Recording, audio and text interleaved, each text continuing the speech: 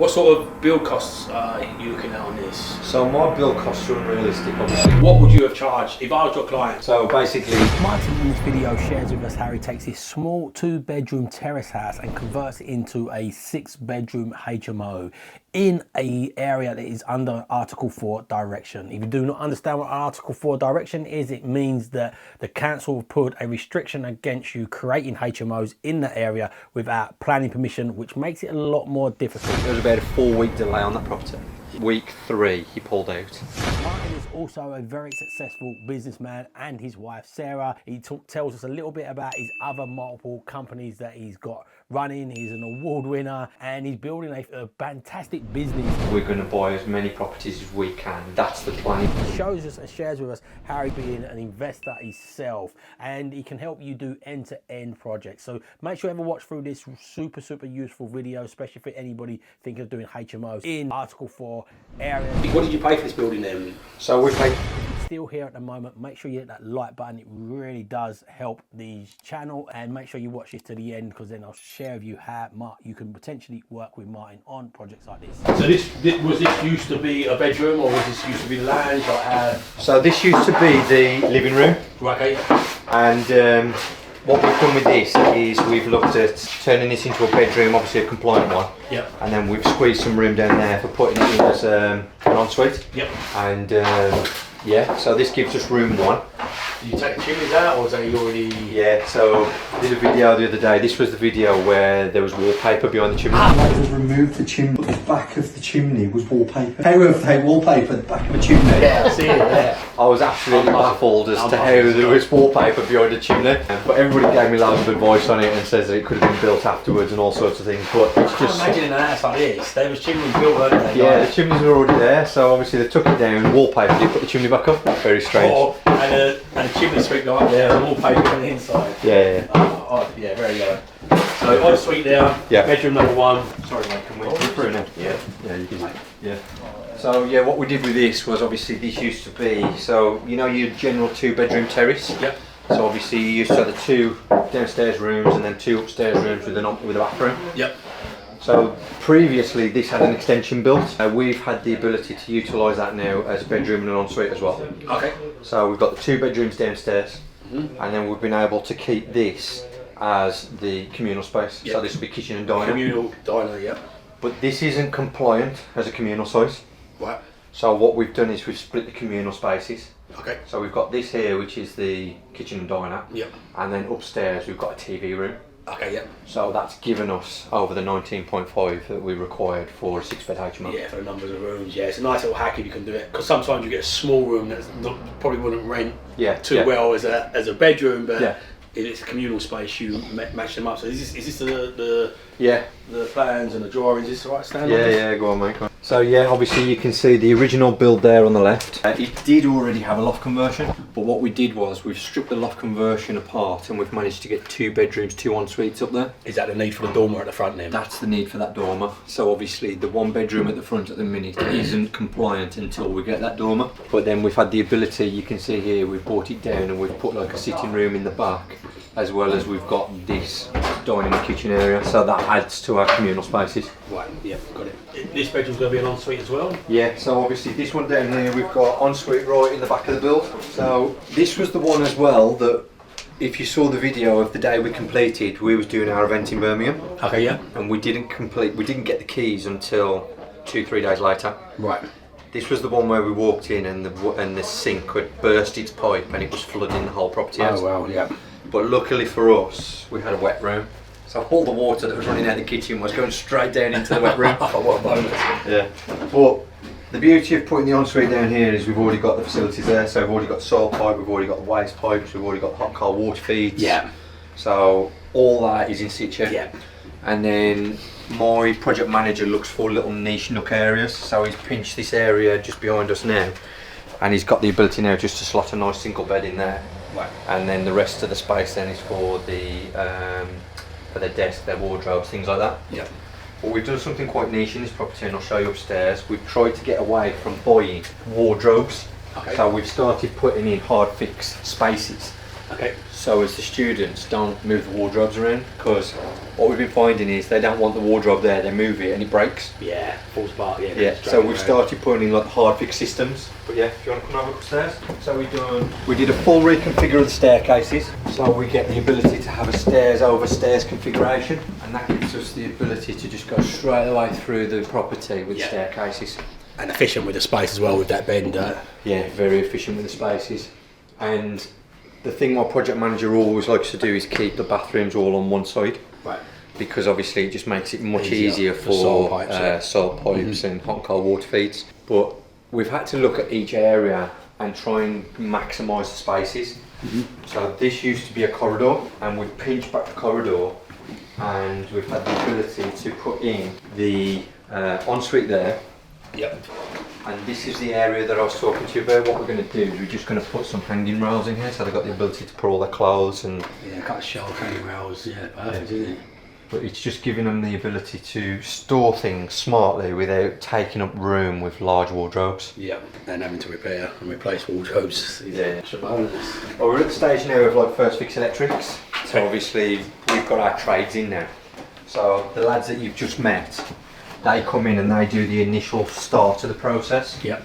And they get it to this point, so as then the sparkies can come in, run their cabling.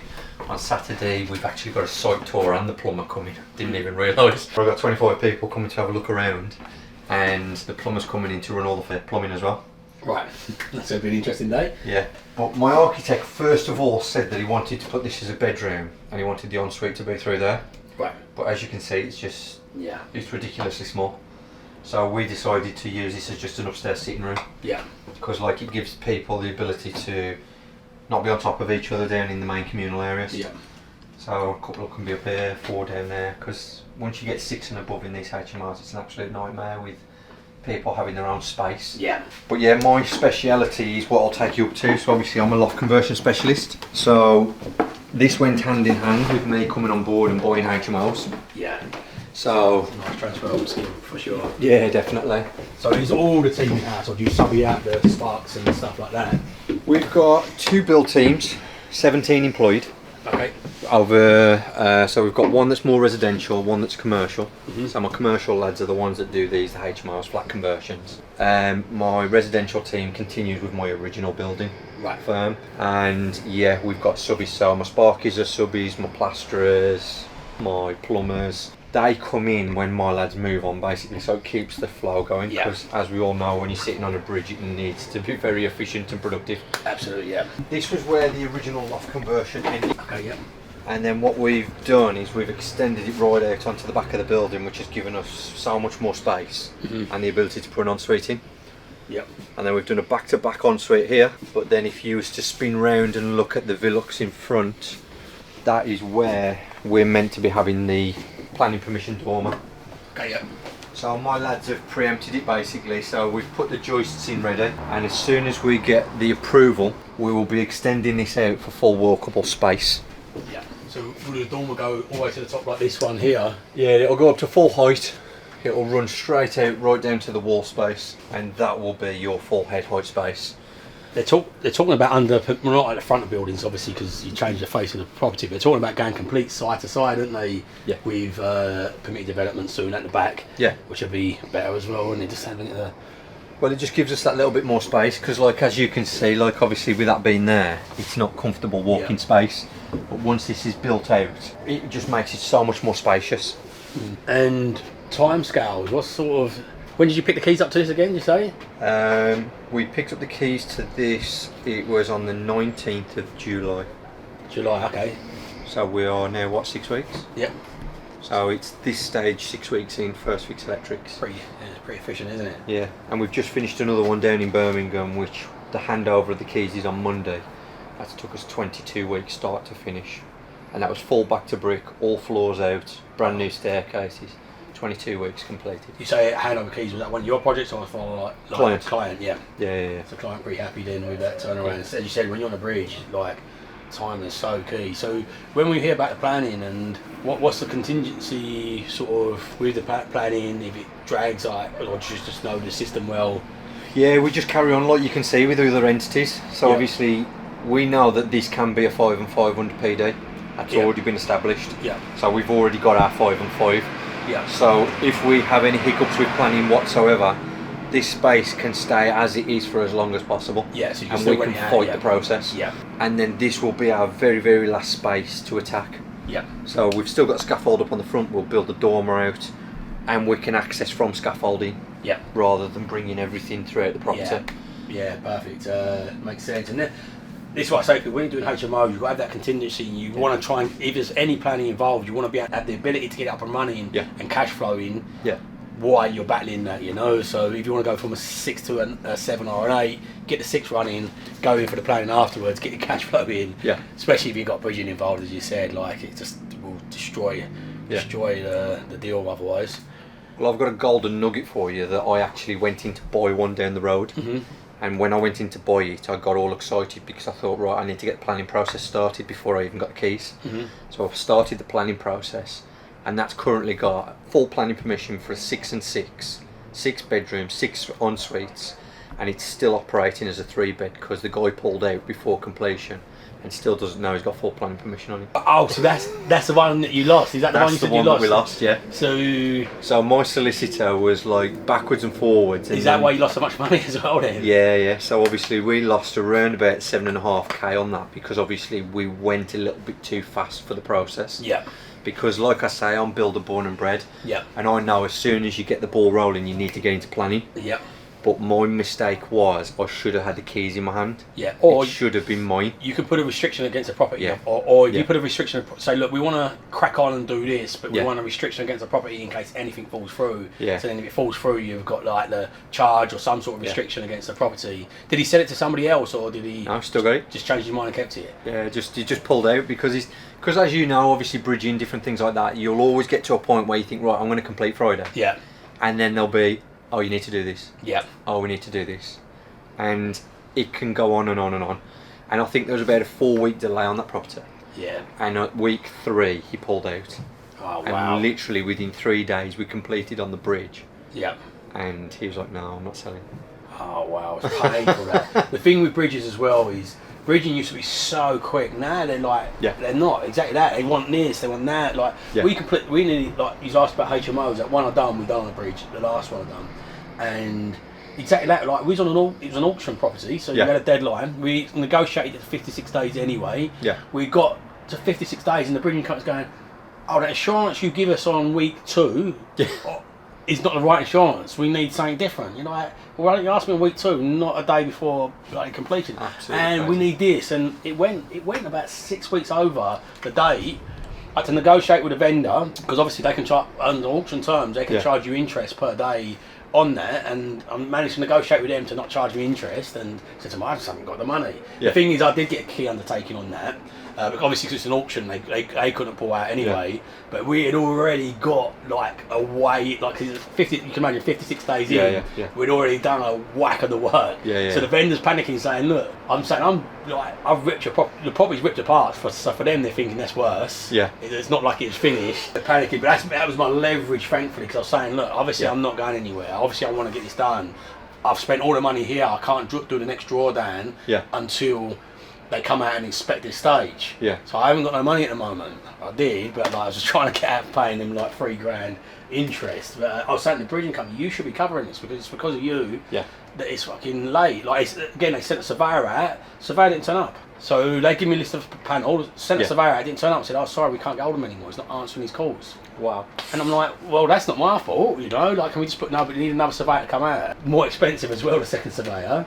And won't take no responsibility for the time delay on it kind of thing. But yeah, bridging is not as quick as it used to be. Really quick. Yeah. But I think so many people do it now, and they've been burnt a few times, and you can't blame them as a lender for protecting themselves. But yeah, it is a bit painful. So let's walk back down and so juicy thing that most people want to know, and the nosy thing that most people want to know.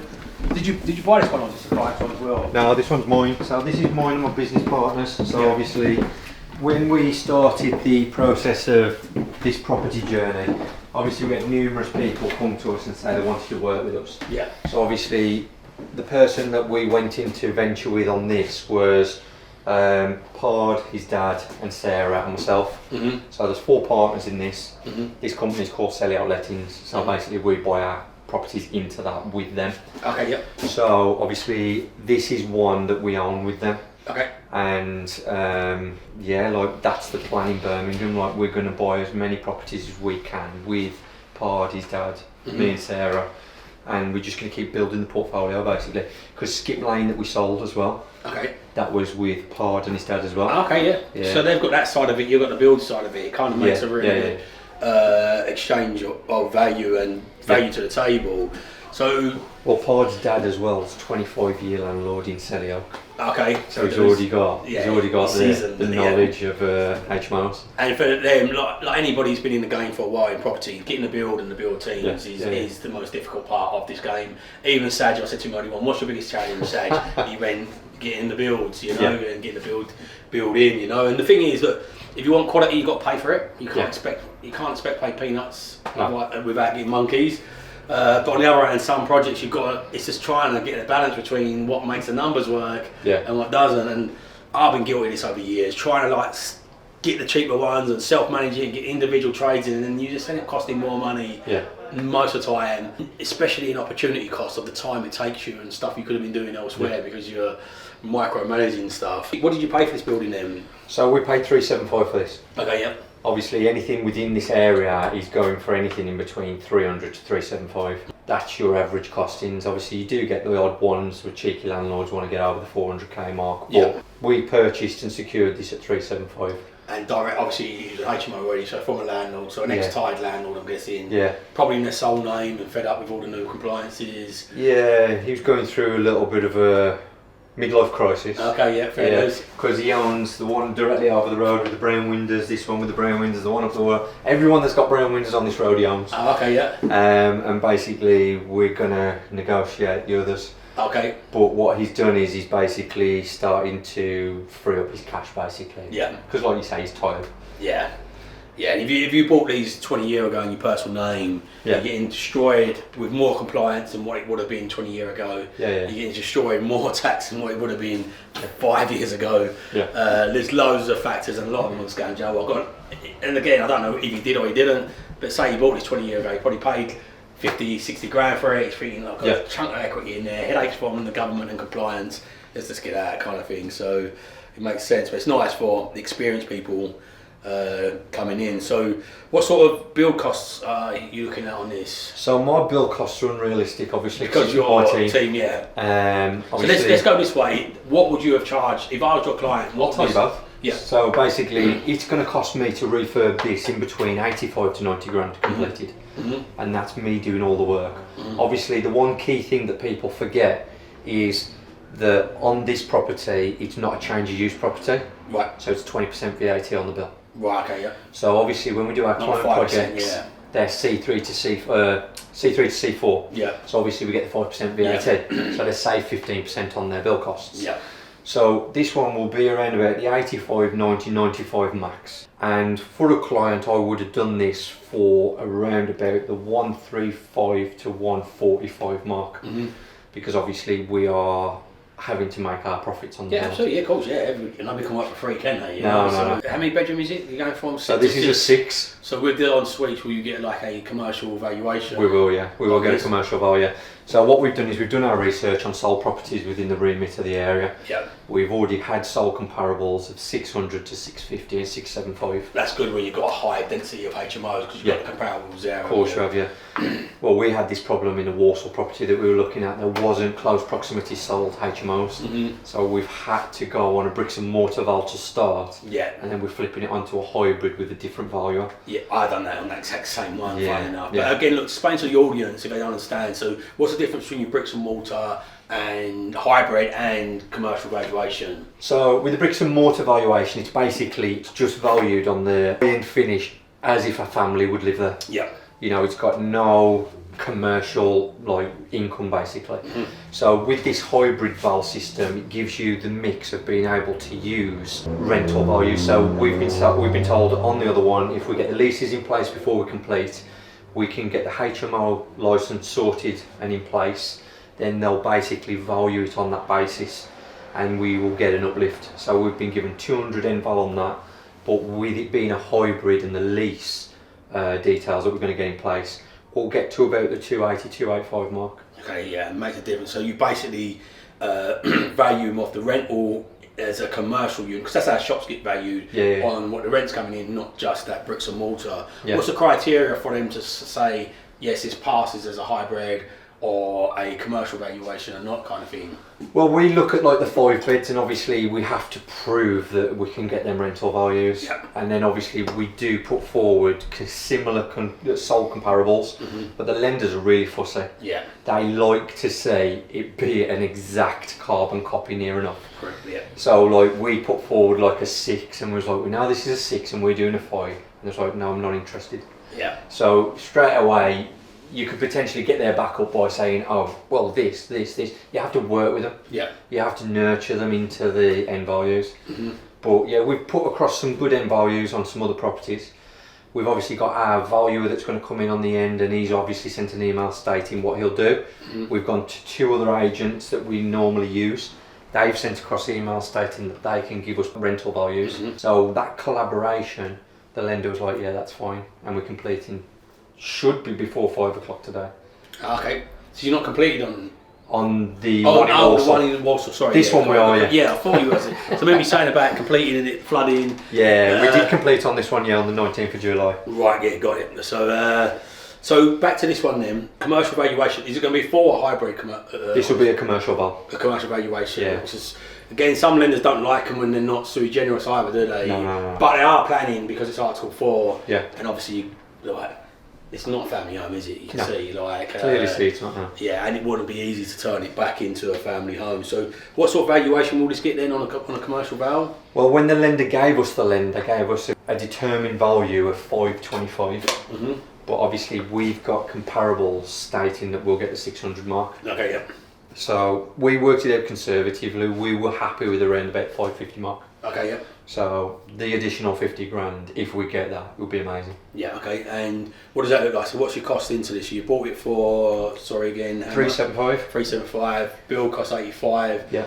Lending cost, you got it on a bridge, you said, didn't you? Yeah, got it on a bridge, so your standard, we work out on 1%. On 1%. What do you think we'd be into roughly total, Put me on the spot now, I ain't even got the figures. Making him do the maths. Yeah, making me get my calculator there. So, 490-ish mark on you. Right.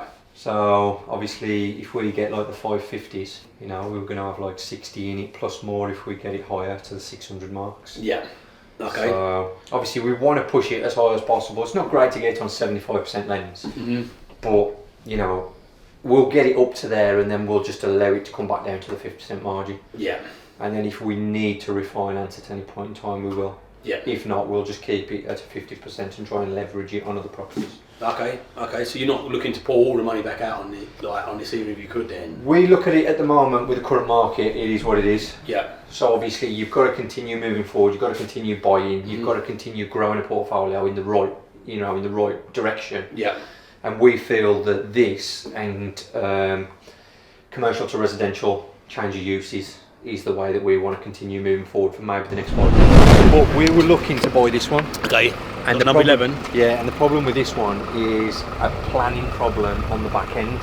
So they've got the ability to build an extension on this. Yeah. But as you know, these terrace properties, they've got the shared walkway. Right, yep. So as soon as we get to the remortgage, so the refinance on the back end of this property, we then have to go down an indemnity route because you're doing a build over of no man's land basically. Nobody really uses them, but it's meant to be. Yeah. Where did that come from? Because it's not in every area, is it? No. So it's obviously with your terrace properties, so you get them coming straight down the back of the wing properties, but as soon as you start building over them with these extensions, they become unmortgageable at the end. Yeah. So you have to be massively careful what properties you're buying. Because if you build over that, then you've got to go down the indemnity route. We had to do it on our other one in Rookery. Right. But because the path was going to a brick wall and it couldn't go nowhere else, the mortgage company had to lend. Yeah. We forced them into a corner basically. And this is the thing as well though, so you're going to have reduced lenders that will lend, you're going to be held a little bit hostage to rates even if you can lend, even with the indemnity. So yeah, it makes sense to kind of maybe try and then you're stuck on the bridge as well. Yeah. So obviously nobody wants to be stuck on a bridge because a bridge is not forgiving. Yeah. So obviously being stuck on the bridge, it just creates more stress and more anxiety. Yeah. But obviously this is like obviously where all the students come, dine, eat, get everything. Obviously all the agencies are here as well. Yeah. This is our agency that we use. So this is the guy you're partnering with? Yeah, so this is House Hunt, AJ. So he's massively fantastic with all the students. They run a 24-hour show, constantly available. Yeah, that's one of the things that put me off as students is the management of it. It takes a little bit more intricate management than normal. How do you deal with like the builds and the voids and the uptakes? That's another thing that scares me. It's like, okay, if I build this and it doesn't land right on the point when the tenants want to move in, like, well, I've got a whole season of it empty, have I, or have I not? Is there a way around that? Well, with the area here, we get the international students as well come in January. Right, okay, so you've got 2 uptakes. So yeah, so we've got the January intake and then we've also got the June, July intake. Yeah. So we only really get a week of a void period where we've got to go in and spin it around, because like I said to you before, they let these out a year in advance. Right, got it. Yeah, got it. So yeah, that makes more sense. Not so scary. Yeah. That one out. Yeah, so obviously our very first one that we were trying to get over the line was obviously with Easy Lettings, and to be honest, I think we gave them a bit of a headache because it was mainly our solicitor that was the problem. Right. But we were going backwards and forwards with them trying to get the property across the line, and we got to a point where the solicitor said that they'd contacted the vendor and said that we were about to complete, and then we found out that he hadn't actually sent an email and given them any kind of clarification. So yeah, we ended up losing the one through Easy Lettings, which potentially has tarnished our relationship with them. Yeah, that's a danger, Yeah, but we still have to talk to them because we've got our property there, but they manage the property next door. Right. So we had to message them the other day because we had to put scaffolding in their back garden. Yeah. And to be fair, they were good with us. Yeah. And they says, yeah, that's absolutely fine, carry on, put it in the back garden. But something like that could tarnish relationships. Absolutely. Yeah, absolutely. Solicitors, so hard. Like anything, getting good of anything. Solicitors, brokers, builders. Yeah. It just takes time and effort, doesn't it? But it's just a bit slow. It's a great solicitor, a bit slower. But it does cause work. Like it causes things. People like second guess that I put out. Yeah. Like the last deal I was doing, we nearly lost last minute. I had to really wrangle them background. I was into it for money. Yeah. This one particularly now, it's causing fucking headaches. We've got these 4 deals going through. Yeah. But yeah, it's part of the fun, isn't it? You know. Well, like you can see, like obviously our student let was right there. Yeah. And then if you just look down there, that's the university. Right, yeah, so it makes sense. So it's literally right there. That's why those boards are up. Yeah, and then further up the road is obviously the train station, and then right behind here is the hospital. So we're with some really, really high-end users for HMOs. Yeah. You know, so that's why there's such a demand. Like you've seen all the billboards down the road. Yeah. They're literally absolutely everywhere. At the moment, we're in Lettingsville, by the looks of it. Bloody lettings boards for as miles as you can see. Like, this is your project here? Yeah, so this is a property we bought. It was previously a HMO before. Okay. And we're now looking to turn this into like from a 5-bed to a 6-bed, but it just used to have 1 bathroom. Right. So we're in the planning process at the minute, but because we don't want to wait, we're just carrying on with what we know we can do. Yeah. So we should have planning approval on the front dormer on the 4th of October. Okay. Was that the warning pack? Oh, no, yeah, next. Yeah. So like you can see, we know that we can do it because everybody else has done it. Yeah. So we're quietly confident knowing that that will get passed. Starting to work. Like in anticipation. So what's with the planning? Like, so Article 4 area, isn't it? Birmingham. Yeah. So blanket. So even if you want to go from a 4 to a 5, you do need planning for that, do you? Or well, it's the loophole is that basically you've got the ability, if it's pre-licensed, to go from 5 to a 6. Yep. Under PD. Yep. But because we're going for the front dormer, that falls into the planning. Right. Because anything that you elevate from the front of the building requires full planning permission. Yeah, absolutely. So we're doing it under PD, but it falls into the planning permission purely because of that front dormer. Yeah, got it. What's the intention? What's the purpose of it? Like, as you said, there's students around now. Yeah. You going for student market? Like, is it the only option for that? Like, often. Well, no, this is not the only option, but students, believe it or not, we've been offered the leases on this for next June, July. Already. Yeah. So even with all these letting boards up, there's still an appetite. Yeah. For it, and is that because they you're going to do it to a nice spec? Like you talked about, there's only one bathroom. Like, what's the plan with this? So in Selly Oak, your students, they either want the cheapest possible accommodation, or they want the luxuries of en-suites. So obviously what we're doing with these HMOs is we're putting en-suites and high level finishing in all of our properties. And we're finding that on the previous ones, like you just mentioned, we're showing them the photos of what we do on them, and then straight away they're signing the leases to move into the ones that we're developing. Oh nice, good marketing as well. So the line straight up. Only for only for them? Was you mentioning there might be a different option? Yeah, so the beauty of what we've got right here is we've got Birmingham Uni right there. But the train station is literally a stone's throw up the road, and what you get as well is you get Aston Uni. Okay. So if they can't facilitate them over there by Aston Uni, you find the students look for properties here as well and jump on the train to the next uni. Right. But then we've also got the hospital, which is literally a stone throw away as well. And do you get like normal tenants along? Because some student areas, people just get a little bit put off to living there. Like, would you still get normal tenant profiles? Any of these houses still family homes? Or there is still some families living here around, So there was a few down there that basically we were building HMOs all around them, and they're living there just as a family unit. Right. Okay. Yeah. But predominantly, most of these are HMOs. Right. Okay. So as we all know, branding is key, and obviously we like to get known. So we went for the brand on brand. We went for that like Louis Vuitton type of look.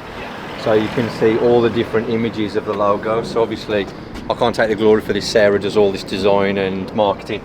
So she went for the logos of each thing that we're doing. So obviously we do the investment, we do the project management, HMO conversions and the property staging. So we do a full end-to-end service. You're doing this for other investors as well, so if an investor is interested, do you source them for them also? Yeah, so we do full portfolio build. Or if an investor says, look, we've got this property here, you'll say, okay, we can take on the build as well, element of it. Okay, interesting. Even if they've got pre-existing properties. Yeah. So if they've got pre-existing properties and they want to then, look at their revenue and income, because they might be just on single lets, and then they might say, you know what, I want to look at the HMO route, I want to look at different options. We can look at doing flash conversions, we can look at doing HMO specs.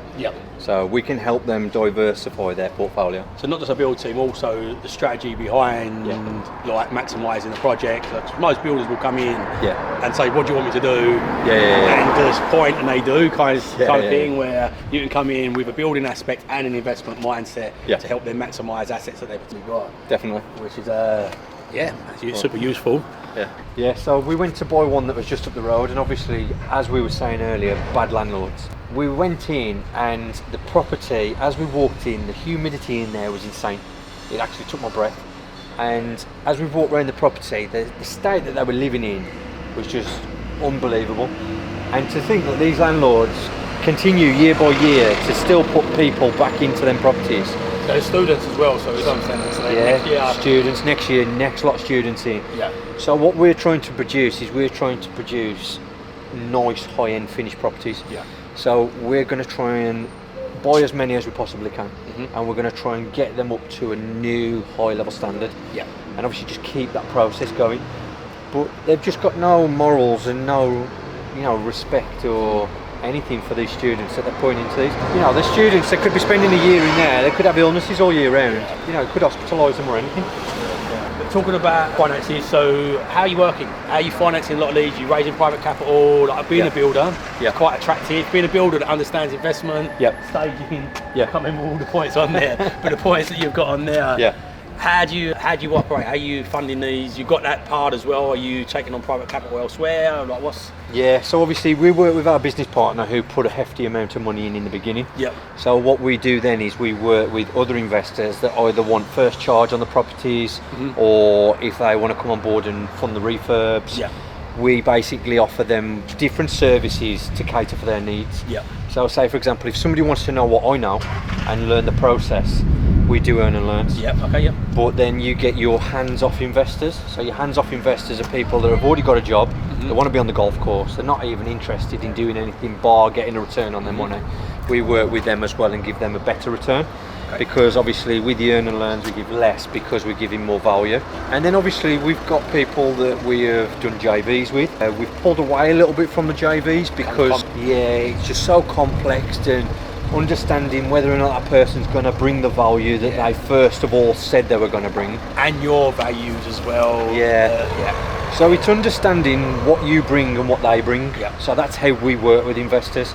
We sit down, we do an analysation call, so we see what they've got already, if they have got anything already, because some people come to us that have already got like 10 properties, but they're not producing.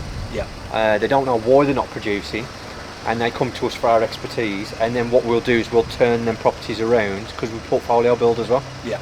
So we'll look at it and say, right, we can generate this, generate that, and we can help you get cash out and move forward. Yeah. Yeah. So big question as well. Energy. I can feel your energy anyway radiating onto me here. Yeah. How do you manage that? How do you manage your brain just being switched on all the time on so many different tasks? How do you manage your energy your brain levels with so many things going on? Your energy. You look like you're in shape as well, mate. You look like you're getting in the gym as well. I'm trying. Do you go to the gym as well? Yeah. So my day consists of basically 4:44. I don't know why I picked that number, but obviously 4:44. I get up every morning. At 5 AM I have to put a quote on Instagram just to basically encourage somebody else that may be struggling that day. They might see my quote and think, you know what, I've seen that quote today, that's changed my mindset. So by 5:30 I have to be in the gym. I've got alarms on my phone, it tells me you need to be in the gym at this time. Yeah, structured. So obviously at 6:30 it says you know you can now leave the gym. So obviously I allow that hour every day. Some days, I ain't gonna lie, but I let myself down. You know, some days I'm like, I'm not doing it today. But you know, most days I make a habit of doing that. So I think it's all down to mindset and consistency and keeping control of your day and not allowing the day to take control of you. Yeah. Be intentional with your time. Yeah, you've got to be determined to make a change and push forward. Yeah. But don't forget, I'm showing up not just for me. Yeah. You know, I'm getting up every morning because I've got 17 employees over 2 companies. You know, I'm turning up for them. I'm turning up for my investors. I'm turning up for my business partners. You know, I'm turning up for the people that get up that day and say, you know what, I don't want to do anything today. But I change their mindset, you know what I mean? Which may help towards changing their actions. Fantastic attitude to have. And you're up before, was it 47? 4:44. 4:44. All the fours. Yeah, 4:44. So what time do you get in bed then at night? 10 p.m. 10 p.m. How do you switch off? Do you switch off okay? Can you get in bed and get boom, you're out? Or I have to make sure that today's tasks are completed by 10 p.m. Or it be rattling around in your head? Yeah. Do you work up to 10 p.m. then as well then? Yeah, I'll work right up till 10 p.m. Like 10 p.m. the alarm goes right Yeah, alarm goes off, on do not disturb, on the floor, literally brush my teeth, in bed. Okay, and you sleep okay? Like, I used to sleep. I do sleep okay. Obviously, my problem is as soon as eyes are open, I'm at it. You're kicked in gear. Yeah, so if that's 3 a.m, I'm awake. Yeah, I'm thinking. Yeah, if I need to get up with Saint early morning, I need to get up for a pee. Like, I'm not getting back to sleep. I end up working as well, so I'm like, I'm not getting back to sleep. So I might as well do something rather than lay twiddling my thumbs kind of thing. But my biggest problem is obviously I've got obsessed with checking my emails. Right. And I've actually set 2 timers on my phone where I've tried to stay strict to checking emails at set times. Yeah. Because most businesses open at 9 a.m. Yeah. And most of them close at 5:30. You know, I can't remember the last time I looked at my email. I think yesterday, because I tried to find the address. Yeah.